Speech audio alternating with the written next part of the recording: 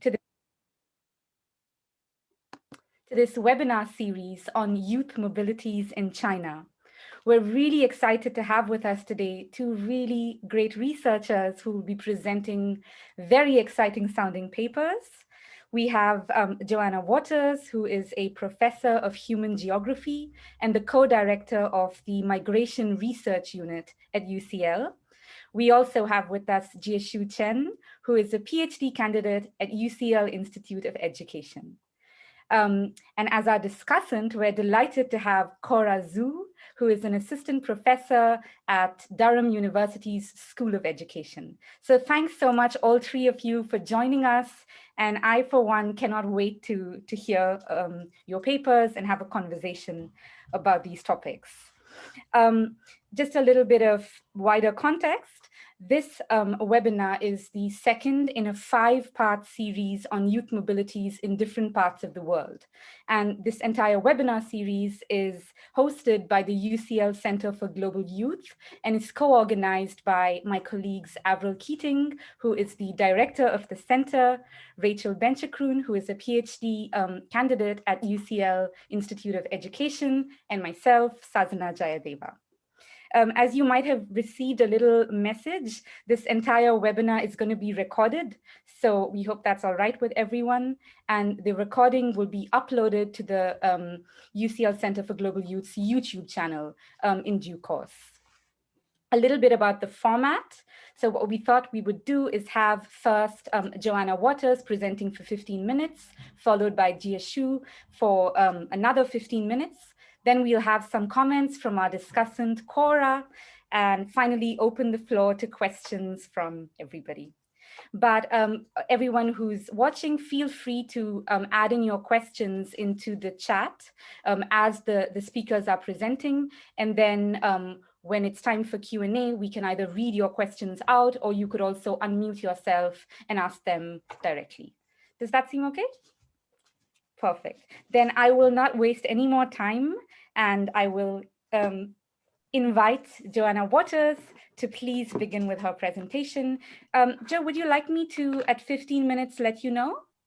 Yeah, definitely. Thank you. All right. Not quite.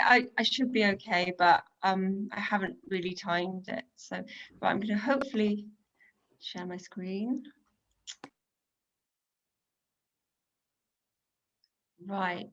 Can people, hang on, let me put it onto slides. Can people see my slides? Yes, and hear me?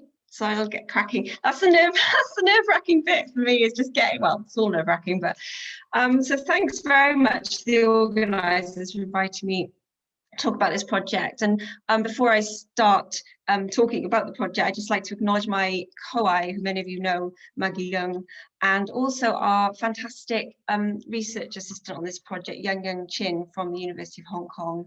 And of course, we couldn't have done this project without her work. So my talk today foregrounds and unpacks the significance of education for the mobilities of children, and conversely, the importance of mobilities for education. We draw on primary research undertaken with families in Hong Kong and across the political boundary with mainland China. Focusing on the example of cross-boundary schooling, I want to briefly explore households' experiences of a daily trans-border commute, stressing the prevalence of tiredness and exhaustion in families' narratives of their quotidian practices. The corporeality and differentiated experiences of everyday mobilities for education, and how education elicits different types of mobility, has been, I would argue, underexplored in the literature, and yet this has been one of the most striking aspects of our findings. So I will briefly explore how families discussed cross-boundary schooling, the emotions, the feelings evoked within our qualitative accounts. For many children, cross-border mobilities transpire not as an exception, novelty, or aberration, as the media might present, but as a way of life. Mobility forms part of a young person's habitus, a taken for granted form of socialization that occurs within household from birth. Over the past 15 years, we've been undertaking research with young people in and from Hong Kong, some of whom could be classified in this way as intrinsic movers, originating from families who have, in living memory, always moved, as Ron Skeldon put it. I Were On described the Chinese in Hong Kong as a rather special kind of refugee, haunted by memento mori even when they seek global economic opportunities that include China. Hong Kong people are driven by the memory of previous Chinese disasters and shaped by their status as colonials, without the normal colonial expectation of independence. They are people always in transit who have become world-class practitioners of self-sufficiency. For over a century, overseas Chinese have been the forerunners of today's multiply displaced subjects who are always on the move, both mentally and physically. And something that myself and Maggie have been discussing for a number of years now is, what does it mean to be always on the move in this way? And this smaller project on cross-boundary schooling involves a sample of children born in Hong Kong but resident in mainland China who appear to embody just that. We begin with a fictionalized anecdote taken from our recent fieldwork to illustrate some of the key aspects of our arguments. So Lily is 8 years old. She was born in Hong Kong, but lives with her parents and sister in Shenzhen, mainland China, 50 minutes drive from the Hong Kong border. Her sister attends school in Shenzhen, a short walk away, but Lily must engage in a daily commute of around 2 hours each way over the boundary to Hong Kong for school. She rises every day at 5:30 a.m. to undertake this journey by bus, disembarking at the border with the other children her age, crossing the boundary, passing through a checkpoint, and continuing on her journey to school. Frequently, she falls asleep on the bus and feels perpetually tired. She arrives home from school around 8 p.m, must then complete any homework and go to bed. She was born in Hong Kong, her parents tell us, for two main reasons. One, to bypass the one-child policy enforced in China at that time, and two, to be able to access a better education system, better in quote marks. Opening up the possibilities for her future, maybe global, mobility. Her sister, she says, has a far easier life, less tiring, less strenuous. But Lily likes her school in Hong Kong. She's made good friends, many of whom also cross the border on a daily basis. She's also become rather fond of the nannies employed by the bus companies to take care of the children on their daily drive. So this short story hopefully hints at the complexities of education-related mobilities, but especially their quotidian, immediate and embodied nature. Children experience these not as some seamless flow or abstract migration strategy, but their whole young lives are shaped by their cross-boundary schooling practices. And obviously I have only 15 minutes, so I just want to make one key point in this talk, that educational mobilities are often, in reality, difficult, arduous, tiring, boring, dispiriting, as our empirical findings suggested. This view challenges the tendency in the literature to depict children's bodies in abstract as body capital, or as Cindy Katz has argued, the child as accumulation strategy. Whilst we acknowledge that many children travel vast distances to attend school on a daily basis without crossing a border or a boundary, as we hope to show, the act of border crossing and the trans-border habitus that exists in the region, and here I'm just drawing on Cora Xu's work, makes cross-boundary schooling a particularly compelling case. And one other thing I want to say about is that this anecdote doesn't depict the routine of the child's mother, how she'll get up very early, stay up very late to facilitate her children's education, how she took her pregnant body to somewhere unfamiliar to give birth and thereafter has lived with the risks that this has entailed. This is for Nanga Park, that's for another paper where I'd like to talk more about the women's experiences. To return to the children, the wider literature would suggest that many children globally perceive mobility or border crossing for education as unexceptional and anticipated. There's been a great deal of interest in transnational households, for example, Karaoke families, astronaut families, parachute or satellite children. The main reasons are for these types of migration and transnational family formations are multifaceted, but education comes through again and again as being significant. The physicality and materiality of travel, as well as the site of the border, have been insufficiently explained generally, I would argue, when we think about how educational mobilities has been discussed in the literature. And again, Cora has worked on this, so I could totally acknowledge a debt to her. And this is something that we try to redress in our work on cross-border schooling. Recent scholarship on the contemporary Chinese diaspora references the social reproduction strategies of middle-class families as they endeavour to maintain or increase their capital through migration, and education is the key form of cultural capital.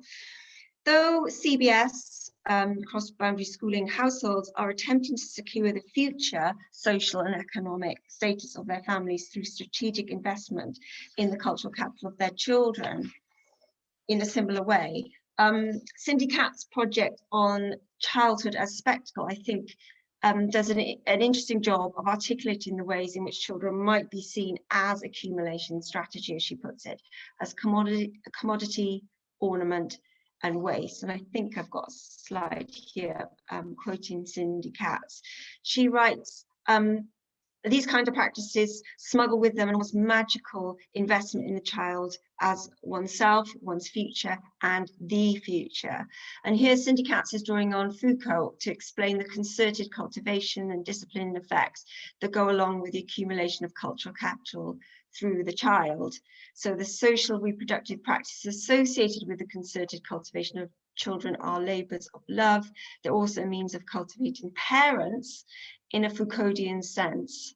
These cultural forms and practices of class formation make a space of conformity and competition, a realm of social life that parents often feel compelled to participate in so their children can stay in the game.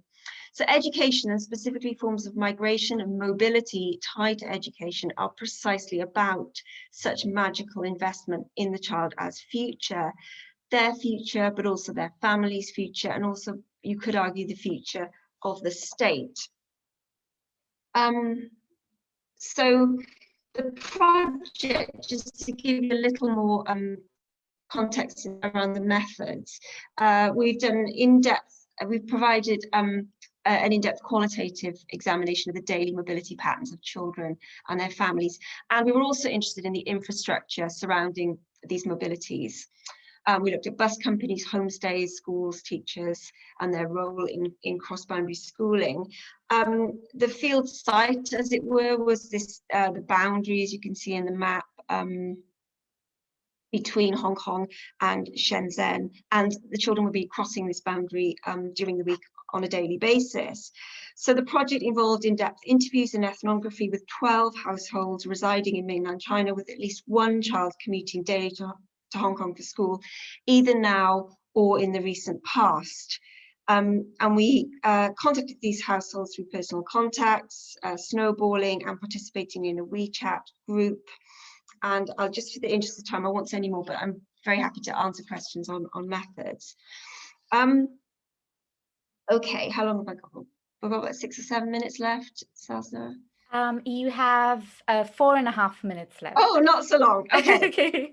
Well, let's launch into this then. So cross-boundary schooling is experienced in various ways, not least through the physicality of transportation, bus, on foot, by car, and the hardness of the border between Hong Kong and the PRC.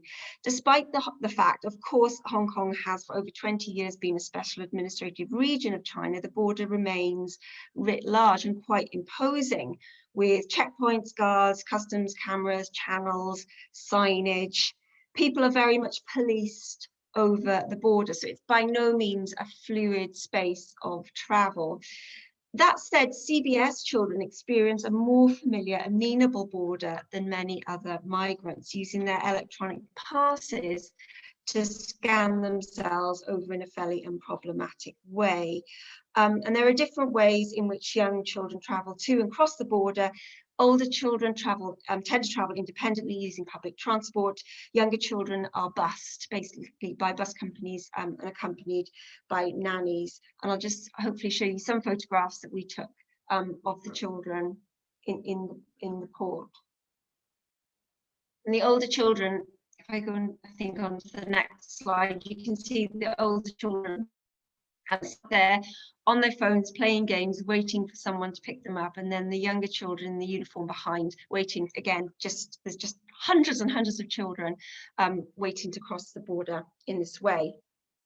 The other thing I just wanted to point out was the role of the nannies in pink, who are there to ensure that the children have safe passage and ensure that they don't lose any children, and the children feel safe and secure in their mobility. So now on to discuss with a few quotations, not too many, don't worry, won't go too much over time, this issue of tiredness, exhaustion. I'm not going to really focus so much on the women, although, you know, as I mentioned, women do nearly always shoulder the responsibility for this type of cross-boundary schooling. Some of the trips can take up to 4 hours, was I think the longest we got told that was taking a child to get to school. Always children were rising very early, they were returning late, they had homework and they had bed. And it's impossible to overstate the extent to which exhaustion and tiredness came up in our interview transcripts. So I'll just give you some quotations because I think they speak well for themselves. Several of the families we talked to had given up with cross-boundary schooling, just finding it too arduous, and instead they put their child into private school in Shenzhen. But at the time, a lot of families that we talked to couldn't afford to do this, and they had various other reasons why they wanted their child to go to school in Hong Kong, which I'm happy to talk about in questions. This is an example from one family, one mother, who said the whole process was very tiring. My husband also understood that I am tired. Because he just got up early in the morning to send us to the port, he didn't send the kid to school in Hong Kong. But he realized how difficult it was for me and for the kid. By the end of 2017, around November, the weather was cooler, it was harder for the child to get up, and it's more tiring for him. Once upon a time, my son said to the teacher in the school, he said, "I'm too tired, I don't want to go to school. I was so tired that I want to drop out, I won't come tomorrow." Then the teacher called me immediately. At that time, for some Fridays, he also went to extracurricular classes in Hong Kong. It was like every Friday he got up around 6 a.m, finished all his classes around 4:45 in the afternoon. I picked him up and sent him to a tutoring center in Hong Kong. Sometimes when he was hungry, I allowed him to have dinner, then go to tutoring. We were back at the port, it was around 8 p.m. The child generally can't get back home until 8:45, and he was particularly tired. A few times at the port, he lost his temper and cried. And the interviewer said it was very hard, and the mum said yes, he was extremely tired. Actually, it took only around 15 minutes to port home, but you could tell he was very tired and cried. So that was the 4th time my husband said, "Okay, let my son come back." So in other words, he could stop this cross-border commuting. I will just skip this in the interest of time. The children that we've encountered in cross-boundary schooling are not strictly transnational households, but they were nevertheless compelled to undertake their cross-border commute against their will. One of our participants, who is now an adult who undertook cross-border schooling for 12 years, lamented that he was never ever able to play with his friends after school, having to board the bus immediately. And his childhood was consequently, he argued, less rich and fulfilled for that. Chi, in 2016, draws unambiguous conclusions about CBS, indicating it as a form of entrapment. However, our findings do seem to indicate that children who have undertaken CBS are relatively successful in their schooling and subsequent university outcomes, although a lot of this remains speculative. More work does need to be done on understanding more precisely the function of CBS in localized class inequalities and social reproduction. So this is a quotation here from one 16-year-old that we spoke to, who had been commuting for 10 years, and he described his commute during primary school. From primary 1 to 4, I took the cross-border bus. From 4 to now, I crossed the border by myself, taking the bus. It was very tiring and difficult during primary 1. Every day I needed to take the bus around 6 a.m. in the morning. I came back about 6 p.m. in the evening. That was the hardest time, I think. And he continued later, "It was hard. exhausting. I just wanted to have more sleep. Maybe my other classmates, they lived in Hong Kong or nearby, they had more time to play around, and this was an enduring theme as well. The children felt they didn't have any time to play. I had to be in the bus. When asked how he'd felt when he started to commute on his own independently, he replied, more freedom, lonely. And this perfectly captures the contradictions inherent in CBS. It is at once enabling and restrictive, liberating and highly exhausting. And he also talked about the fact he needed to drink loads of coffee in school in order to stay awake. I think these are my final quotes. Waking early was a commonly mentioned aspect of CBS. So here's some quotes again from some mothers. My son gets up around 6:05. Some people ask me, why does he get up then? Most kids have to get up at 5:30 in the morning. I say, because I think sleep is very important for kids. And another mum said, I never complain to my kids about it. I never tell my kids how hard it is. My daughter is happy when she leaves home. She's happy arriving at school. She's just not very happy during the trip. So all of the families we talked to described in detail how tiring CBS was and how this impacted on all aspects of their child's life: friendships, schoolwork, leisure activities, placing huge constraints on their ability to lead what their parents described as a normal life. So just to conclude, is that okay if I conclude now? Yes. So far from being an issue of peripheral importance, the educational mobilities of children and young people are profoundly significant for understanding the contemporary world. Education is becoming more, not less important as a differentiator, identifier and giver of life chances, and is ever more closely tied to migration globally.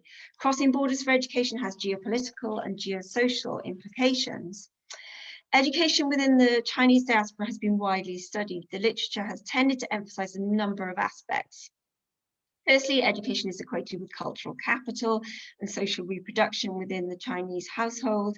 Secondly, children embody the accumulation of capital. And thirdly, migration strategies related to education tend to be successful and undertaken by relatively privileged elites. Consequently, there's been a need to redress some of these misleading assumptions, as we have done in our project on cross-boundary schooling over the Hong Kong-Shenzhen political border. Here we have focused on the daily commuting of children with Hong Kong residency status living with their families in mainland China. And in this talk, we have focused on the corporeal realities of CBS, particularly how tiring and arduous young people and their parents find it to be. With this, we want to stress that for young people themselves, the concept of body capital and the importance of the future in CBS has no meaning when they are concerned with day-to-day survival. The importance of children's daily experiences needs to become more prominent, we argue, in work conceptualizing educational migration. And I'll stop there. Thank you so much, Jo. That was absolutely fascinating. I will now welcome Jiexiu to share her screen and begin her presentation.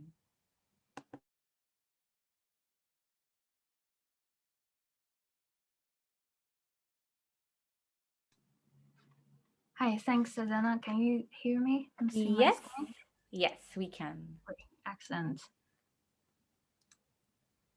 Great.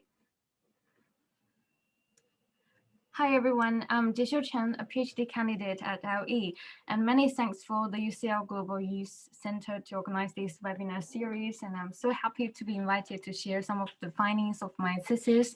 And I really enjoy Professor Waters' research, and I find some part of my thesis shared a lot of similarities with this project conducted in Hong Kong and China, because the rural students, they usually have to travel like miles on the mountain road to go to the school, and they also experience the hardships, they call it bitterness, to access to the qualified education. And it's really fascinating to find there's some common topics from our two different projects.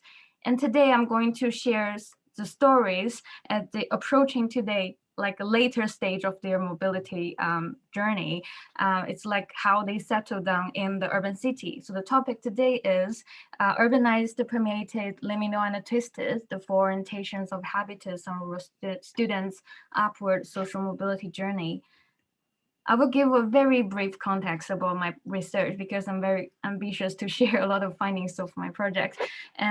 So China's social, economic, and political environment has gone through a lot of changes since the reform and opening up policy in late 1970s. And also the restoration of meritocratic educational system has marked the beginning of widening higher education access in China, and also the growing importance of meritocracy in enrollment. Since then, the higher education system has continued to expand, and many rural students have managed to change their life trajectories through higher education. However, the urban-rural inequality persists, and many rural students can only access lower-tier institutions rather than the elite ones. So for those exceptional students, like all the participants in my research, they had to migrate across layers of structural constraints, such as the significant urban-rural inequality and stratified higher education system, and the strong likelihood of students in rural areas having disadvantaged family backgrounds. So So this migration process usually involves massive geographical, cultural, and social changes, most of them faced with dramatic transitions and challenges as the first in the family student going to the university. And there has been considerable explorations on working class students in the Western context from a cluster perspective. I hope to bring the uniqueness of Chinese context and the reality into the discussion of social mobility and the youth mobility to explore how to utilize Bourdieu in a non-Western context. So here are the main research questions of my thesis. I investigate rural students' narratives about their journeys before, during, and after the higher education, and explore their subjective social mobility experiences. And today I'm going to introduce a chapter from my thesis. The focus will be on the third research question: to what extent do they transform or not their habitus in the urban field? Briefly introducing my research, I recruited 50 participants from originally born in the rural village, and they had graduated from high status public universities with at least a bachelor degree and are now working in the cities. And I categorized them into 4 cohort groups.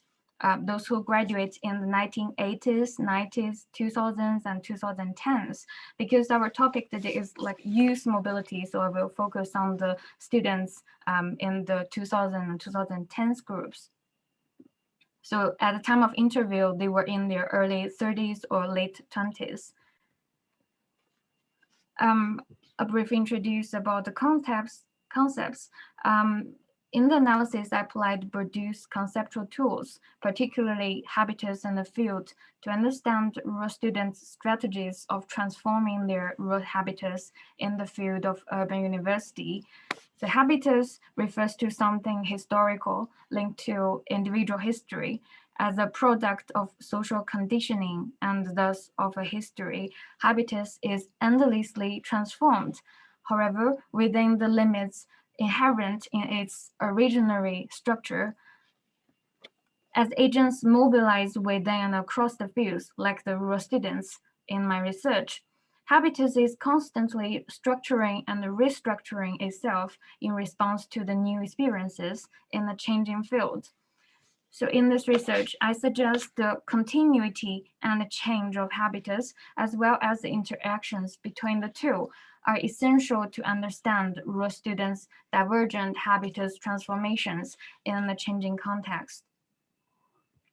For some participants, their habitus transformation demonstrated a clearer preference towards either the rural or the urban. It's like either continuity or change. For others, at some stages of their life, they developed a more conflicted perception of their identity, such as the feeling of being twisted. So I suggest the discussion on the orientations of habitus is very useful to capture the nuanced conditions of habitus transformations for those rural students. As shown in this figure on the screen, I position these four orientations of rural students' habitus on the graph according to their tendency to maintain continuity with the rural or embrace change in the urban. Specifically, they are urbanized, liminal, permeated, and twisted habitus. By proposing the four orientations as ideal types of habitus transformation, I consider rural students' divergent habitus are discursively distributed in the social space across the urban and the rural fields. These four orientations perform as four possibilities for their habitus. So it's possible for me to identify the feature of one or more of those four expressions of habitus within each participant, rather than one participant has to have one possibility of habitus. And now I'm going to illustrate these four conditions in detail using participants' narratives as examples.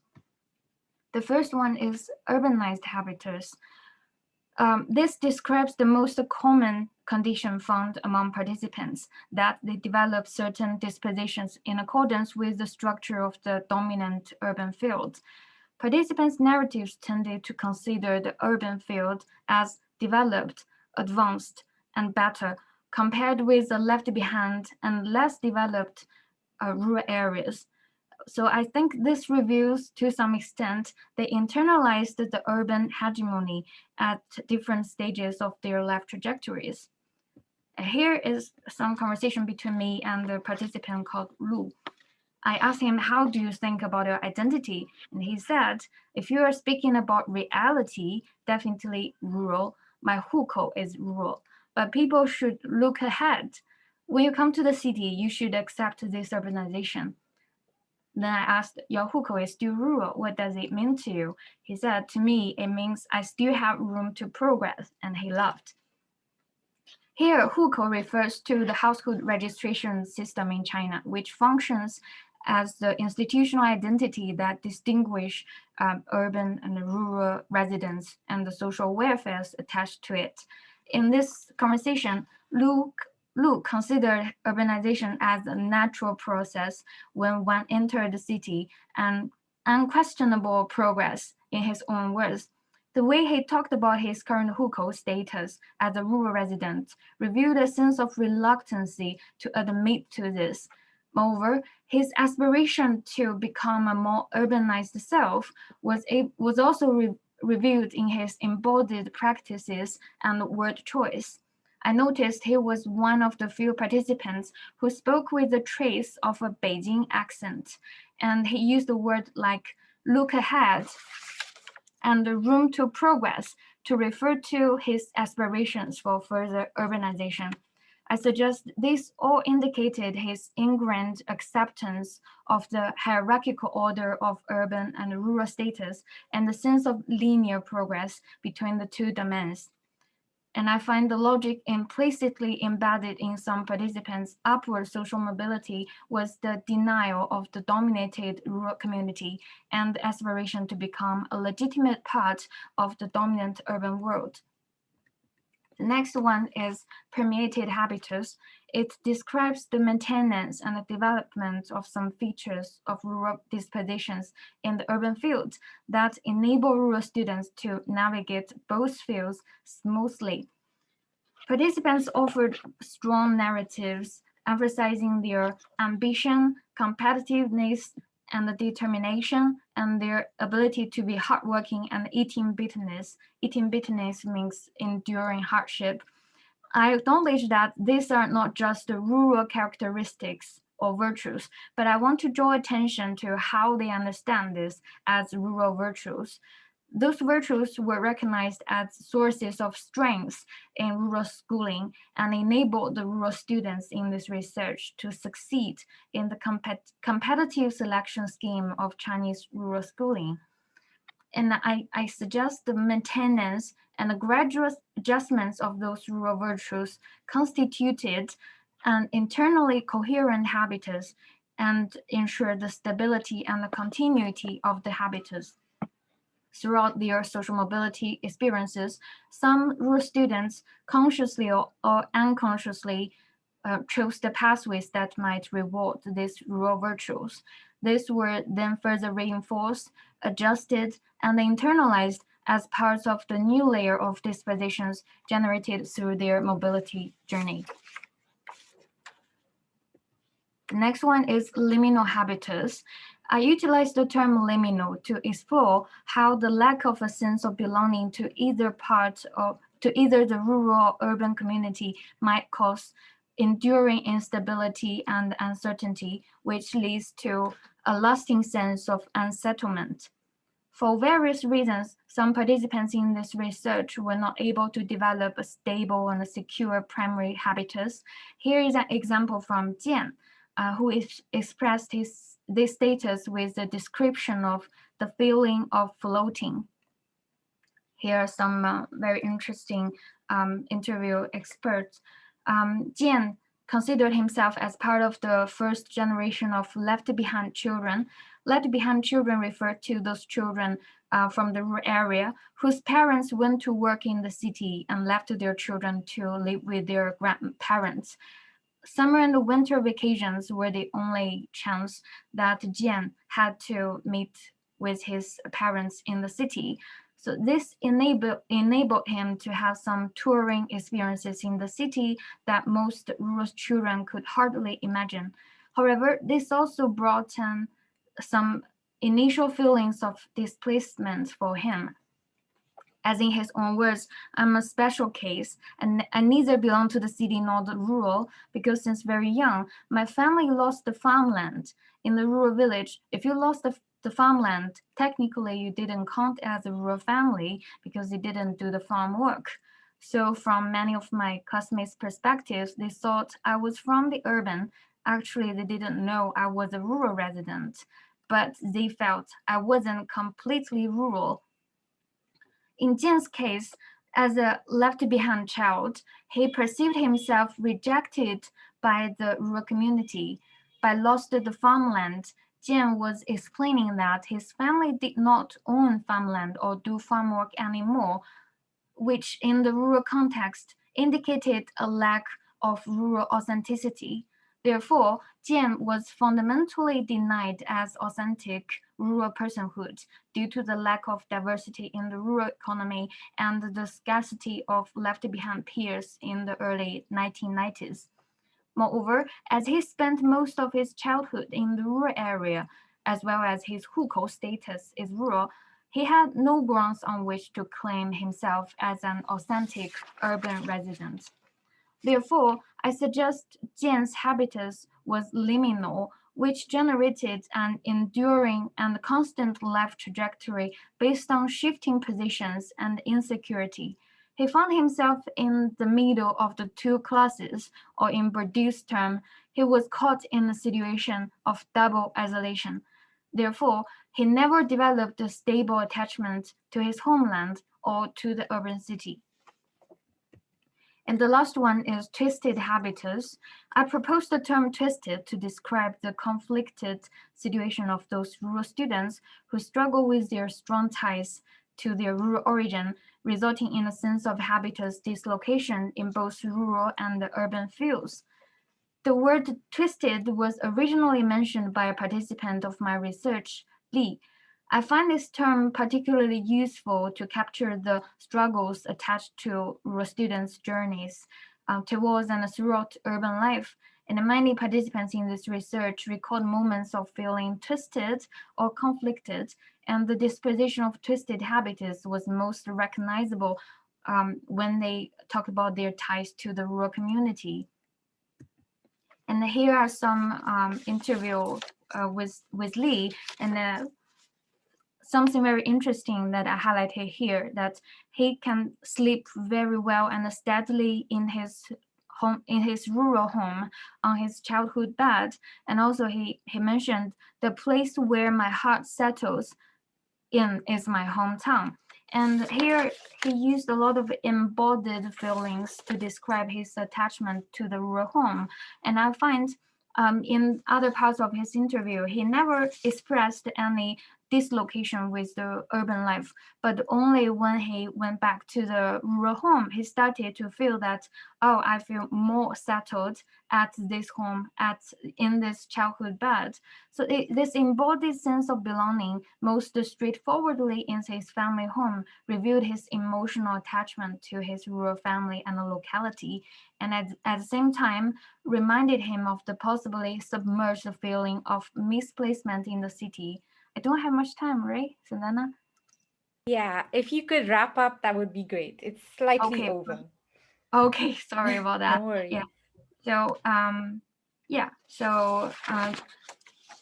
So overall, this feeling of being twisted is quite different from the Western peers that they might experience a dividing habitus. The rural students tended to hold tightly to their rural origins and their filial duty as a rural son or daughter. However, this rural ties sometimes collided with their current identity as an urban resident holding a position in the urban field. So when they try to keep holding tight to both ties, their habitus was twisted in their attempts to adjust to both fields. Okay, I will stop here and very short concluding remarks. And so many participants in this research actually demonstrate a degree of hybridity rather than only express one possibility of the habitus transformation. So I want to emphasize those four orientations are very useful to explore how those elements concurrently exist, overlap, or interpenetrate each other on their social mobility journey. And those exploration of rural student habitus express how the unique habitus reveal the traces of individual trajectories rather than a collective social mobility experiences. And yeah, that's all. Thank you. Thank you so much, Jiexiu, for that really rich presentation. I'll now invite Cora to come, our discussant, to give us some thoughts on the two presentations. Thank you, Zazana. And can everybody hear me? Yeah. Yes. Okay, great. Thank you, Zazana. And I want to congratulate Joe and Jiexiu for two really fascinating and very thought-provoking papers today. I can see quite a bit of synergies and convergence between the two papers. I think many of you would agree with me. Especially, it was quite striking to learn about the the emotional, the embodied, and the bodily aspects of both papers. Of these empirical accounts of both papers. And it seems to me that, as Joe has rightly emphasized, that educational mobilities have often been understood to be about the elite or the relatively privileged. But actually, when we look at the more nuanced experiences and the daily lived experiences of both papers, we see that there's so much emotional struggles and so much embodied aspect. Jiexiu's quotes about being able to sleep well and wherever the heart settles, it is my hometown. That is really fascinating. And it is, and I would feel. I mean, maybe later, Joe, you can tell us a bit more. But it seems to me that education mobilities, especially for both groups of participants, they seem to be very much linked to social mobilities as well, right? And so my question for I have questions for both Joe and Jiexiu. Joe, you have rightly emphasized the emotional and the corporeal lived experiences of the cross-boundary school children, and this makes me especially those striking pictures of them lying, queuing, at the border and waiting to be bussed, or etc. etc. They just remind me very constantly of this notion of migration infrastructure, which was first proposed by Xiang and Lindquist in their paper in I think 2014, right? And so I was wondering if like your work can further push the theoretical or conceptual boundary in terms of incorporating the emotional and corporeal bodily aspects of these migrants or mobile subjects experiences into the migration infrastructure. And I'm thinking about the emotional infrastructure, for instance, because like you repeatedly mentioned this tiredness And I wonder, I mean, maybe there has been work done on this aspect already. And if that is so, then it will be really, really fascinating to learn more about that. And for Jiexiu, I'm really glad that you well, because I myself use habitus and field quite a lot, so it's really fascinating to hear about your conceptualization. And for me, I'm really struck by the relational nature of habitus and field. So from I mean, I read your paper before this presentation, so I knew that you conducted your interviews in Beijing, Shanghai, and Jinan. Now we know that Beijing and Shanghai are like first tier, very highly metropolitan cities. Jinan is a provincial capital, and apparently I understand that when you interview them, although they were located in these cities, they may have been to other cities before.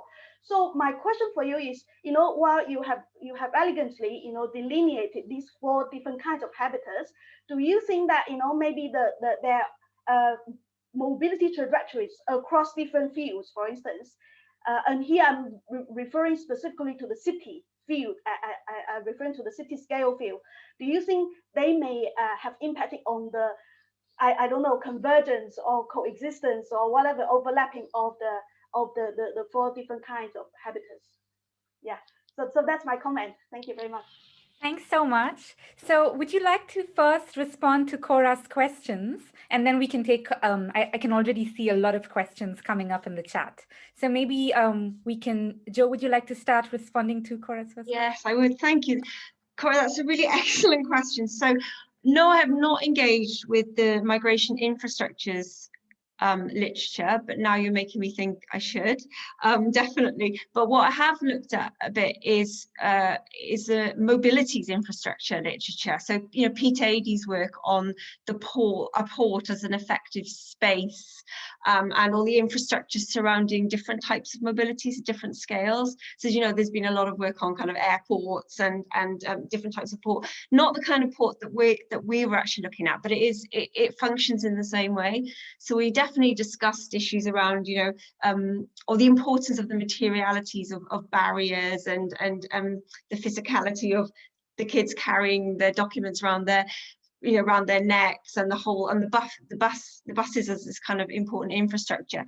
But no, we haven't, and like I said, I think I probably should, and acknowledge you for making that point, haven't made that link back to the migration, specifically the migration literature. And I don't really know why. It may be because when Maggie and I were conceptualizing this project, we thought of it as a type of migration, but not really I mean, it is migration, but it isn't, for obvious reasons. So I think we were perhaps not thinking about the migration literature as being the most important literature, but more thinking about the mobilities, if that makes sense. But I think it's a great question. Thank you, Cora.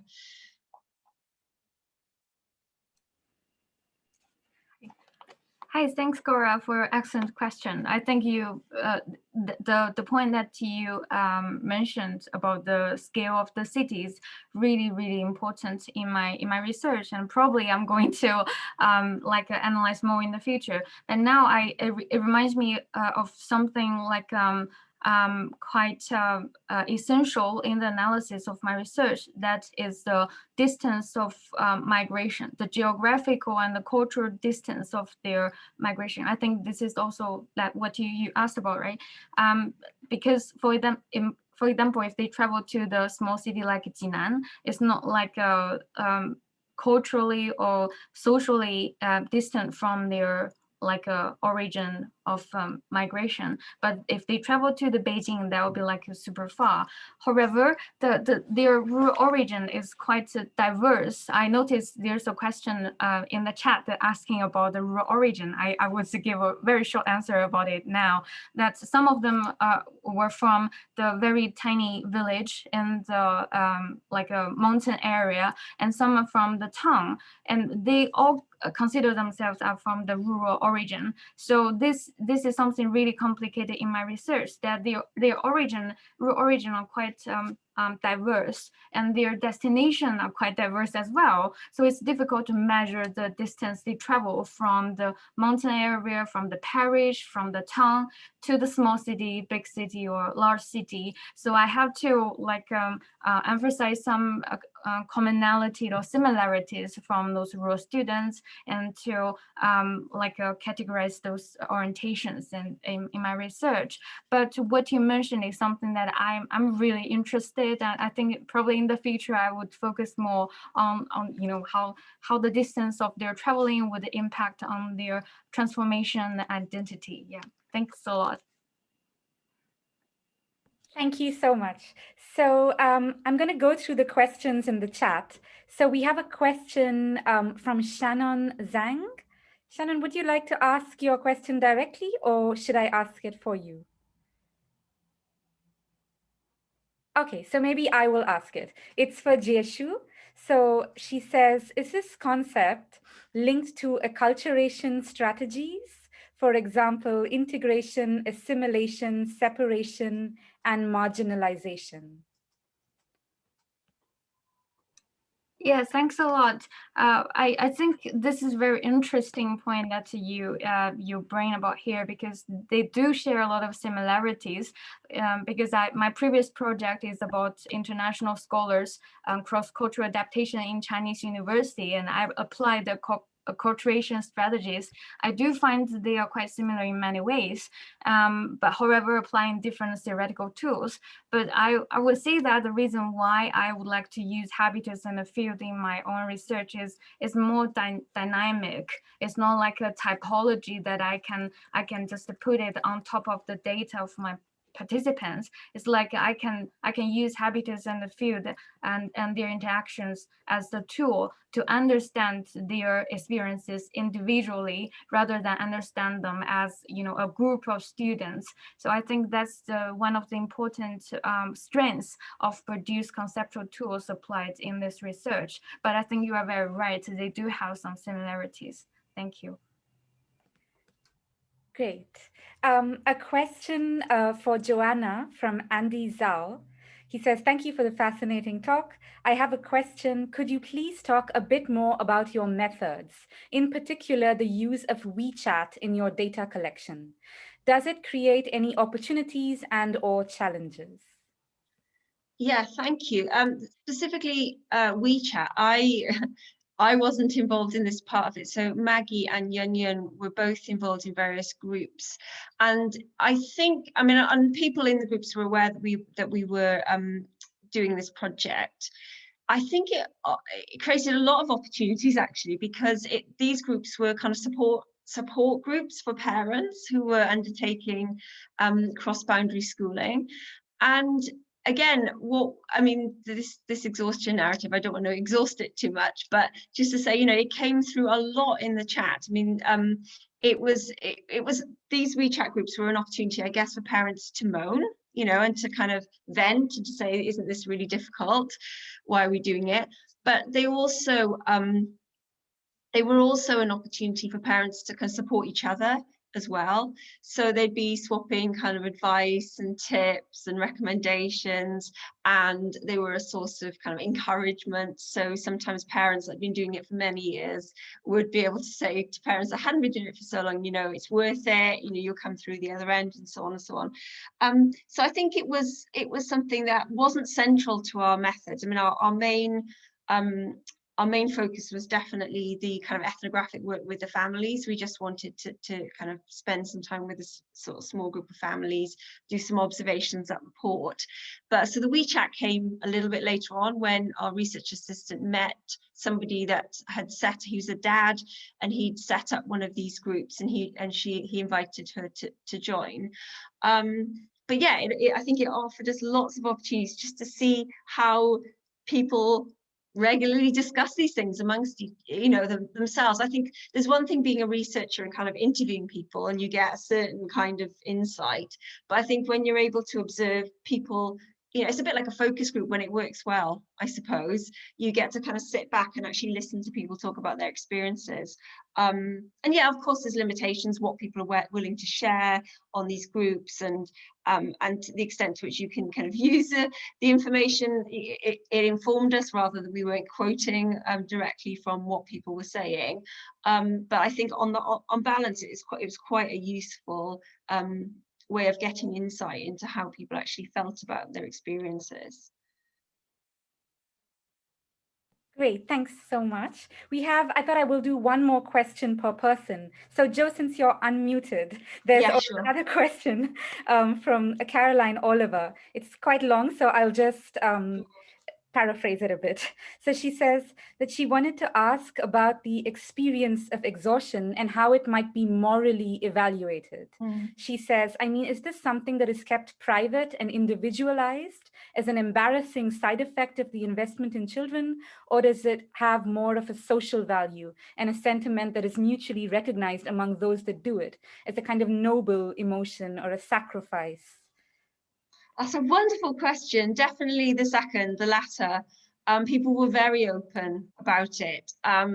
They weren't trying to hide it, or there was no pretense around it. It was like one of the first things people mentioned to us is, oh, this is so tiring, it's so exhausting. But as I just mentioned, the WeChat groups, yeah, this was a kind of common theme. It's like, and it was something that people were very open about. And yes, absolutely, it was a way of, I guess I hadn't really thought of it like that, but a kind of community building and solidarity. Definitely, yes. I'm not sure what we were expecting. I guess we weren't really expecting people. You know, when you start a research project, you have certain expectations about what people are going to emphasize, and we assumed people were going to emphasize the benefits of their child going to school in Hong Kong and so on and so on. And although that was part of the narrative, it was completely swamped by dwarfed by this discussion of how tiring it is. So yeah, definitely the second, but that's a really excellent question. Thank you, Caroline. And a last question for Jiexiu. This is from Yuning Fang. He or she says, could you tell us more about the relation between hukou, household registration, and transformed identity and habitus? Oh, thank you. Well, this is very like a how to say, like a core question of my thesis. I probably would need a lot of just to answer this question. But how do I say that? It's all related, because hukou is like the institutional identity, that's how you are officially recognized. For example, some students that they have become the they have obtained the urban hukou, meaning that they are officially recognized as urban residents. But however, in their own understanding or perception of themselves, they still consider themselves as from rural. So it's very dynamic and complicated for all the participants in my research. And for some others, like the case mentioned in my presentation, that even though that they are still having the rural hukou, but they have strong aspiration to become the urban. So from this we can see that the institutional identity and the identity for themselves is not always like the same. There are some conflicts between the two, and it's very interesting to investigate the dynamic. But thanks for your question. It's really like a complicated. I would, if I have other chances, I would like to introduce more. Yeah, thanks. Well, thank you so much. We have a lot more questions, but unfortunately we can't go into all of them.